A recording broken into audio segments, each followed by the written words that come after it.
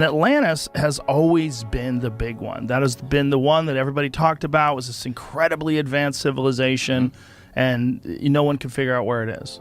Right. Or if it was real. I think that Atlantis, because surely that wouldn't have been necessarily the name just through like the change of language, over, let's say, 12, 13,000 years ago, which would be the time frame. So like surely there would be several different changes of language, but I think it represented a civilization that was doing great things. They were more global than what many people think would be possible. Atlantis was said to be a kingdom made up of, or an empire, made up of 10 kingdoms. And then there was the lost city of Atlantis, which was the capital, which was said to be made up of concentric circles, 2 of water, 3 of land, and essentially that they were obliterated by a cataclysm, as passed down by Plato, although it's worth mentioning that Plato got the story of Atlantis from Solon, who was his uncle separated by 6 generations. But what most people don't realize is that Solon had traveled to Egypt, and so it's the ancient Egyptians is where that tale comes from, which makes it even more bizarre because I would argue that the most spectacular ancient civilization is the Egyptians. I mean, no disrespect to the Romans. Hard to deny. Right? I mean, let me just say, because I want to, on this podcast, encourage people to travel to Egypt.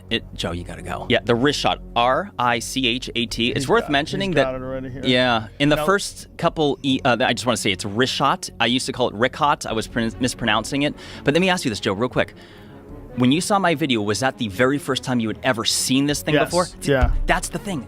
So many. When I first saw this, I was like, what the fuck is that? By the way, you see that white? All those white blemishes? That's salt. This was under the ocean. And people, let me just say, you mentioned Randall Carlson and Graham Hancock. I love them. And I know for sure that they don't particularly think this is the site for a few different reasons. So let me say there's absolute doubt. Even I am not 100% certain. I'm not even 100% certain Atlantis existed. What I am certain is that humans were doing spectacular things in a cataclysmic event happened called the Younger Dryas and reset something for somebody. Is there a natural explanation for this formation? Yes. So let me say that it is considered to be mysterious. They're not 100% certain of it. However, the consensus is that it was a volcanic dome that had risen and collapsed multiple times, like 100 million years ago, allegedly. I say allegedly, I'm not necessarily disagreeing with that. I'm just saying I would like to know where sometimes they get these figures from. Like, explain to me why it was 100 million years ago and not 99 or 98, because here we are talking about how crazy things changed in just the last 12, 13,000 years. So when they throw around these numbers, 1 million years in itself is an incredibly long period of time. But getting back to your question, some had originally thought that maybe it was an impact site from an asteroid or perhaps, but there's no evidence for it. Like there's none of the nano. The problem is there's these concentric circles.